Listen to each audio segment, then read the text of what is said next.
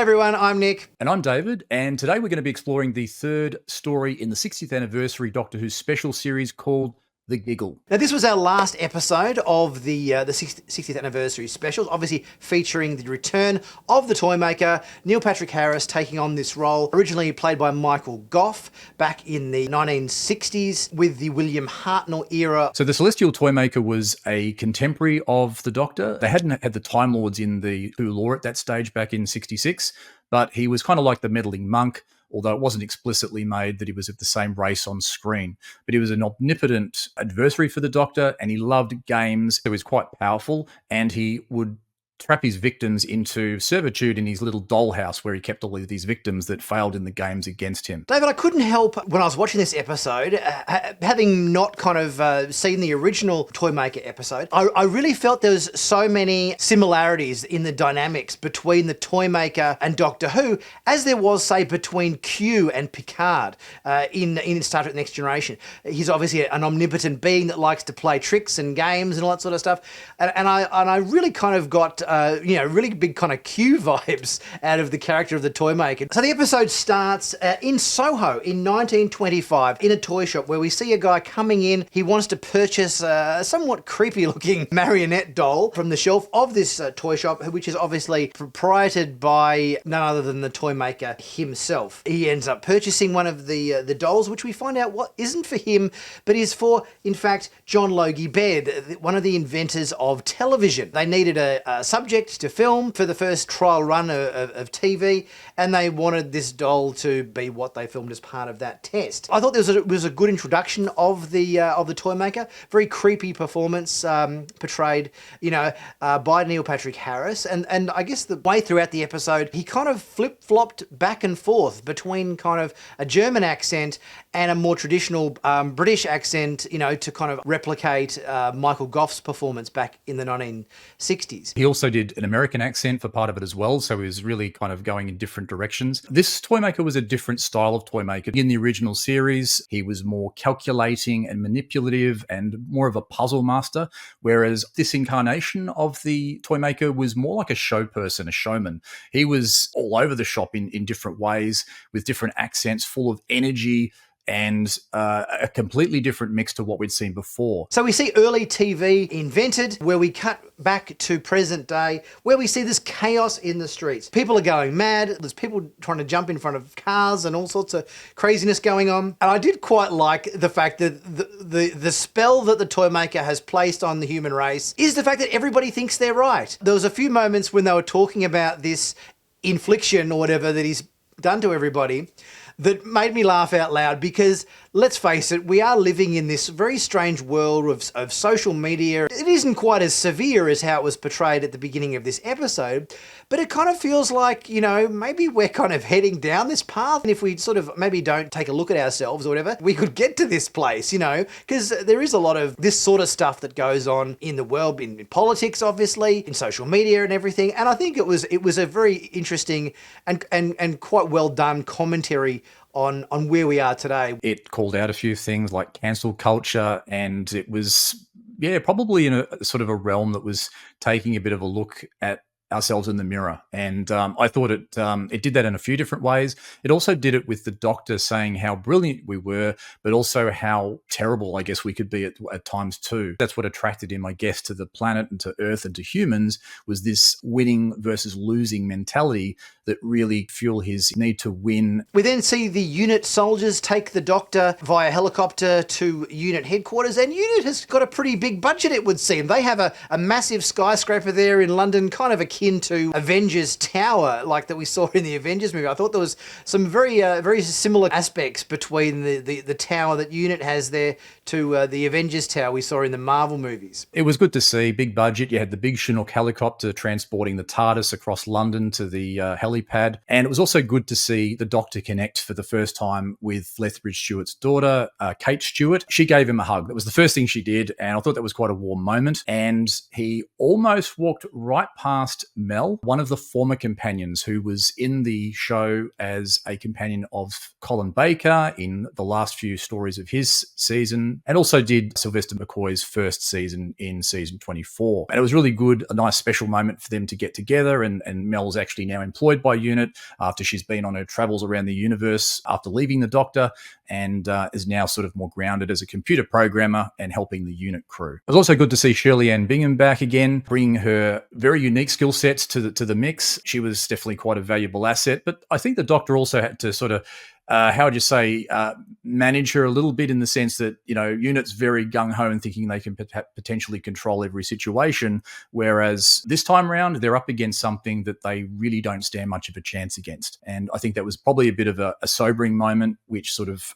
put things a bit into perspective. I think she definitely did a good job in this episode, and I found her presence here at UNIT headquarters far more logical than trying to drag her to a steel foundry with walkways and stairwells and iron, girders and all that sort of stuff. It made complete sense, her involvement in this episode, and I thought she did a good job as well. And we also saw at the beginning of this introduction to UNIT HQ this very odd, I'm not sure whether you'd call him an alien robot of some kind, this Vlinx character that seems to be plugged into the computer network at UNIT in some sort of very smart artificial intelligence robot, or whether he's an alien.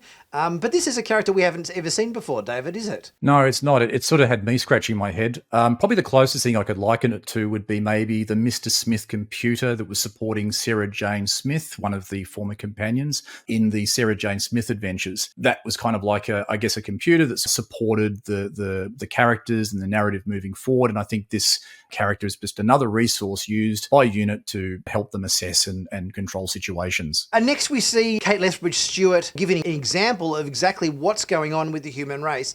Everybody in UNIT is wearing one of these ZDX arm bracelets, which I guess counteracts the signal that's essentially being beamed into everybody's heads by whatever diabolical means the toymaker has done this. They deactivate her little arm bracelet there, and she starts to go absolutely crazy, starts calling out everybody, making terrible references to Shirley Ann Bingham about, I've seen you walk, you can walk, and all this sort of stuff. Just absolutely brain pattern changing, and just to give the Doctor an example is exactly what's going down here. So I thought that was quite a good way to fully illustrate the effects of what this signal is doing to humanity. I kind of also took another part from this as well, like that it was maybe where we head as a society when we're online and we don't connect with each other as humans anymore. And I guess in some cases it brings out some of our unfiltered selves and where we can go, which is not really cool.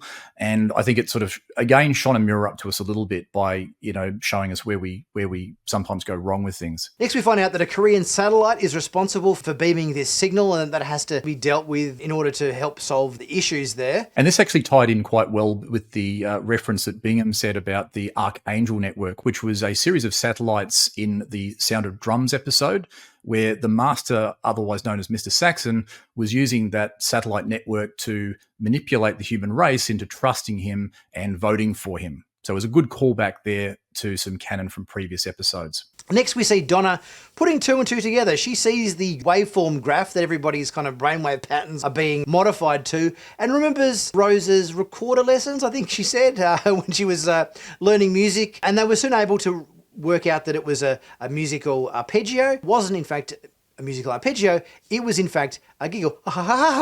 Then, obviously, we get the very creepy, somewhat Saw-esque, visage of the marionette puppet that is Doctor brings up on all of the screens and monitors and iPads and phones and everything in UNIT HQ. I thought that was suitably creepy. Yeah, look, it was a good moment, that whole reveal thing. I think the Sonic is obviously back after being stuck in the TARDIS last week. And the Doctor uses it to good effect to just illustrate the depth of this infiltration by this signal, symbolised by the puppet there. It was also good to see Donna working together with Mel with their respective skill sets, and really kind of put a little bit of the unit boffins, I think, to shame, actually, because they were probably looking at things in a different perspective, whereas they just applied some logic, some life experience. They really hit the mark quite well, I think, in defining what the problem was. So it seems like the first course of action is to take down this satellite. Unit has this giant laser gun that they're going to have to use to shoot down this Korean satellite that's transmitting the signal. But before we do this, we see a nice little interaction here between Melanie and the Doctor, where they reminisce about some old times and kind of catch up on what they've been up to. It went back to Mel's time with the Doctor and her departure in the story Dragonfire, which was a Sylvester McCoy story at the end of season 24. And she went on, I guess, a journey with a character, a bit of a rogue character called Savalon Glitz, and went around the galaxy, saw some stuff, and then I forget the name of the alien, but some sort of taxi alien then brought her back to Earth, brought her back to reality, and then she sort of found her way back into Unit. We also did see Mel briefly at the end of The Power of the Doctor, which was the last story for Jodie Whittaker at the very end of it, where you kind of had a little bit of a ex-companion AA meeting, I guess you'd call it. At this particular moment in the episode, because they work out that the TV was invented or whatever it was back in 1925, that they essentially have to travel back in time to this event to work out what has gone on in terms of implanting the signal into the very early forms of television, and it's kind of been sitting with everybody ever since. So it's kind of good to see the TARDIS used as a time machine in this instance, where we have to go and work out what this problem is. So they have to travel back to this, this obviously toy shop back in 1925. The Doctor and Donna come back to this shop. The Doctor has the sudden realization that this is an adversary that I've been facing before, the Celestial Toymaker. They had a little bit of a flashback, which was quite interesting, to the Hartnell era colorized pictures, which was good, seeing Michael Gough playing that character. It was sort of then clicking into place. And also it was clicking into place the danger that Donna was also in, because in that previous story, the companions were put into some games where it was life and death. If they'd failed, would have remained in the Toymaker's reality as more or less the marionette puppets that we saw in this episode. So a pretty grisly, awful fate sort of awaited them. So the Doctor sort of became quite protective of Donna as they progressed through the maze within the back of the shop. If we go back to the previous episode, the Doctor used the salt to, I guess, try to manipulate the know things. We're on the edge of the known universe, where I guess the natural laws of reality don't apply the same way, and where superstitious activities could be more heightened or influenced or even maybe weaponized. This created, by him going down this path of using a superstitious activity, it's kind of created a bit of an effect that's kind of let the gates open for other entities to enter our universe, because at the edge of the universe, it doesn't operate by the normal laws of nature. So this was a kind of like a bit of an invite, which the Toymaker took full advantage of and started causing absolute havoc. As he'd reeled off, he'd been facing off against very powerful adversaries within the Who universe. He mentioned the Time Guardians, certain gods, and even the Master got stuck in his, or captured into his gold tooth. So he'd been definitely running amok in our reality. We see a rather kind of a creepy fate that became the buyer of the doll there in the toy shop. He's been turned into a marionette puppet, and we see obviously the Toymaker with the a very ominous shot of him with the storm clouds behind him, controlling the puppet from above. It was quite an ominous scene here, but it was also counterpointed by a slightly more comical version where we see Donna in a room with the female marionette puppet, and a whole bunch of little marionette dolls attacking her, but Donna's taking no crap from any dolls here, and she's getting into the spirit of things and doing the whole rhymes the same way as the doll was doing the rhymes, but smashing her against the wall and getting rid of all the little baby dolls and everything. So I thought that was quite fun, that we sort of had, the more ominous kind of creepy scene going on between the Doctor and the Toymaker with the marionette guy there, while Donna's kicking ass with the dolls in the other room. Yeah, I was a little bit actually taken aback by this, Nick, when I saw this, because I was thinking for a minute, hang on, are these actually maybe former victims rather than being just simple marionette puppets? That wasn't perhaps initially clear to me. So I guess the humorous element didn't dawn on me all of a sudden. I kind of saw that with the similar sort of horror that I saw counterpart of John Logie Baird, where he'd ended up, and potentially this could have been human beings. In the previous story, The Celestial Toymaker, we did see some of his victims, how they ended up as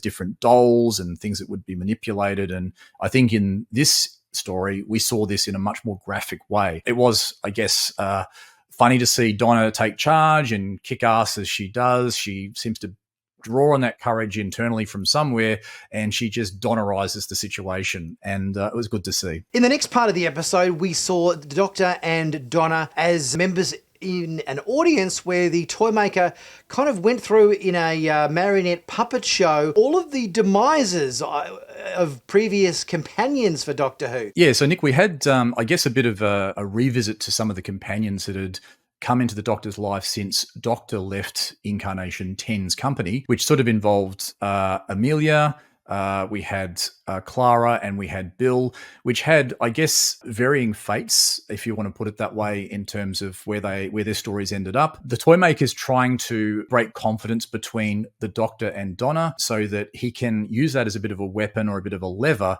to break trusts and divide and conquer, or just to show up the Doctor that he's not the perfect being that perhaps Donna thinks he is. The Toymaker likes to win, and he also likes to show up a loser. So we see the Doctor here. He's fed up with the Toymaker, and he's laying his cards on the table, quite literally. Right, let's have this out right here and now. Let's play a game. Simple card game. Cut the deck. Highest card wins. I found this quite a poignant moment because we had the Toymaker switch off his put-on German accent and switch to a British accent more in keeping with Michael Gough's performance back in the 60s. This was a good little showdown scene here, I thought. Yeah, and this was actually the second game that they'd played, in a sense, between the Doctor and the Toymaker. The first one went back to the original episode in the 60s where the Doctor, for pretty well much the entirety of the story, was playing this trilogic game, which is kind of like a stacking game, like that Hanoi game where you stack the bricks in order from 3 different locations. The Toymaker lost that game, and so there was definitely some unfinished business there. The Toymaker's all about winning. Round 2, this time, goes to the Toymaker, and then the Doctor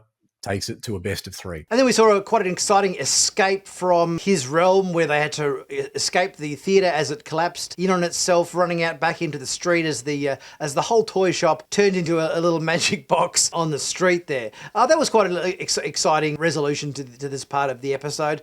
And quickly thereafter, we're obviously back in 2023 again, where we're at Unit HQ, and they're just about to blow up the Korean satellite, which is transmitting this signal. The satellite gets destroyed, and we get the appearance of the Toymaker in Unit headquarters, having a little bit of a song and dance number, courtesy of the Spice Girls, where we pretty much get a good sense of the Toymaker's abilities, where pretty much Unit is completely powerless against him, turning all of their bullets to rose petals. Yeah, I really love this, Nick, because I think this is where Neil Patrick Harris really shone in this role. And I mean, he's done a bit of Glee before, so, you know, there's probably a little bit of that performance space that he's covered there. And I think this translated quite well. Dancing around and miming to the tracks and rocking on and causing some death and mayhem. It was kind of like, it was sensational. There's also some homages there to, I think, American Beauty with the rose petal scene in there. And also there was a theme with balls. He sort of mentioned this when they first met about the ball being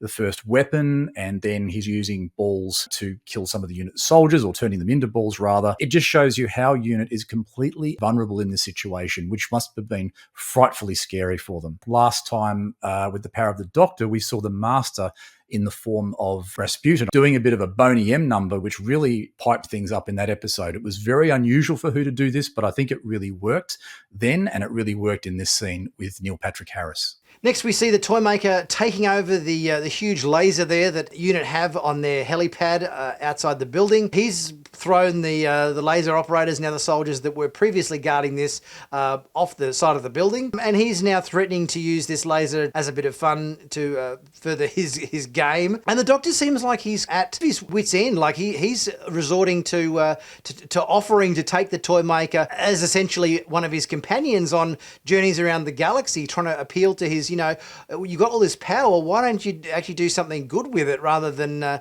just play all these frivolous games? The Doctor was really, I thought, powerless to do anything. I think the Doctor was quite desperate in this scene. Through the episode, he's been showing he's very unclear about who he is since this regeneration. Donna said earlier in the episode that he seemed to be staggering. There's a huge weight on his shoulders, and he's very vulnerable, so he's very desperate to find a solution to this Toymaker situation to placate him and also reduce the risk to planet Earth and his friends. It's interesting that in the original story, this is what the Toymaker actually wanted to do with the Doctor. He wanted the Doctor to stay with him, to entertain him, to play games together and keep him company for eternity because he's an immortal being. It's kind of like this time, the Toymaker's got the human race crack for the winning and losing, and this is his new interest, his new toy, his new games, and he's not going to take any of the Doctor's offerings. And next we see the Toymaker kind of change the terms slightly of this game, pointing out that they're doing the whole best of three kind of routine, and he pointed out that he played the first game with the first Doctor, he played the second game with the cutting of the cards with the 10th or 14th Doctor, whichever way you want to have a look at it. And then he says, so it makes sense for him to play the third game with the next Doctor, where he lasers Doctor 14. I thought it was odd here that this laser went straight through him, yet his clothes or whatever were not damaged in any way at all. I thought that he'd established in the past that when the Doctor regenerated, it was his physical form, but then he had to go and get a new costume, out of the costume room on the TARDIS or whatever. So it's like, I'm watching this scene, it's like, okay, he's just been lasered through the chest with a laser that is powerful enough to shoot into space and destroy a satellite, yet his clothing doesn't have even the slightest scorch mark on it. This kind of struck me as, what? Did this kind of occur to you as well? Yeah, look, the galvatronic laser or whatever it was, I guess is some sort of an electrical laser beam as such. But normally with the regeneration sequence, the Doctor would end up in the clothing of the previous Doctor. We departed a little bit from this with 13 going on to 14 because I guess 14 ending up in Jodie Whittaker's outfit probably would have been a little bit of a challenge for David Tennant to get into. This time he inherited a similar outfit to what 10 had. I guess they've sort of made a bit of a precedent there and they're kind of just following on with that. It sort of struck me as a little odd, the fact that when the new Doctor, like some kind of Siamese twin, kind of broke free of Doctor 14, obviously certain elements of his costume moved over to the new Doctor, his shirt and his tie and his shoes and the underpants. Doctor 14 was deprived of his shoes. He was suddenly in bare feet, but yet he still had his shirt on. And then the new Doctor had his shirt on as well, but then he had the tie and everything. This was definitely a mishap regeneration. We have seen an example of that before fairly recently with Journey's End, where if you recall, instead of going into a full-blown regeneration, he regenerated himself or healed himself to a sufficient point, and then he was able to put the excess regeneration energy into the hand that was cut off during the Christmas invasion, which created a doppelganger, albeit a human one, of himself. And then that also created the Donna Doctor as a part of that whole thing. So we've seen where regenerations go wrong. But this one is going to definitely ruffle some feathers because it changes the law of Gallifreyan regeneration. Because the Doctor is split into two, I thought what this meant as a storytelling device is that the Toymaker is so unbelievably powerful that you're going to need two Doctors to defeat him. It goes in the opposite direction, and that the game that is chosen to defeat the Toymaker is a simple game of catch with a ball. Was it a simple game of catch a grand enough battle to warrant two Doctors? I don't think it was. I kind of felt like if you're going to have two Doctors here versus the Toymaker, it's got to be a pretty mega battle in order to defeat this guy. But it was a very small battle and a small fight, and it's certainly a fight that you didn't need two Doctors to be able to win against. Yeah, Nick, I thought it was a fairly low-key ending. I was expecting much more of an epic battle. The build-up didn't pay off fully for me when it came to that kind of resolution.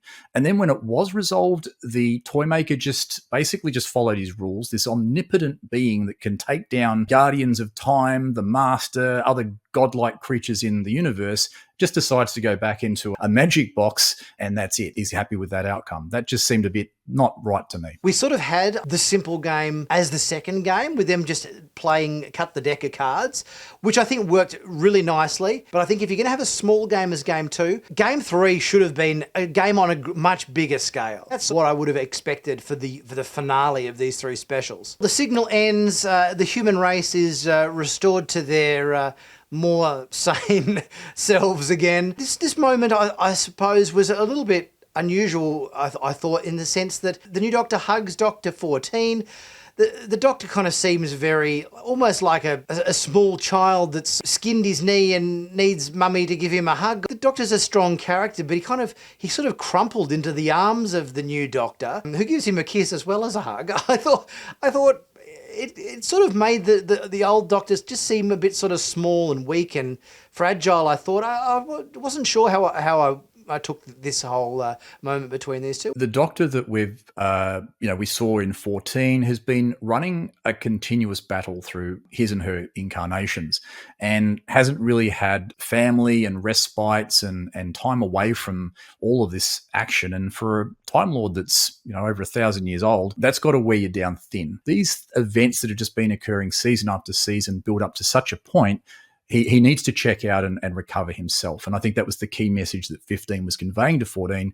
Hey, mate, you need a friggin' break. We see somebody from Unit picking up the gold tooth, which I'm guessing contains the consciousness of the Master. So no doubt that's going to come into play somewhere in a future episode. Yeah, and it was a bit like a Ming the Merciless moment from the end of Flash Gordon, that where the ring is picked up and there's the laughing going on. And quite distinctly, I could hear a few of the former incarnations of the Master. You had Missy, you had Anthony Ainley, you had John Sims and Sacha Dhawan. So you had these previous Masters having a little bit of a laugh, the last laugh, and obviously a bit of a setup in coming seasons. Next, we see the old Doctor giving the new Doctor a bit of a tour of the TARDIS. We get a bit of a sense of what Ncuti Gatwa's Doctor is going to be like. And he's obviously, as you mentioned before, it has been rumoured that this will be our first gay Doctor. And obviously there's a little bit of terminology and so forth that he's using that's a little bit more on the sort of flamboyant sort of side. A different, invigorated, younger, more dynamic Peter Pan type character. He's dropping love, in when he's addressing people, which is quite amusing. I'm looking forward to seeing Ncuti in more serious situations.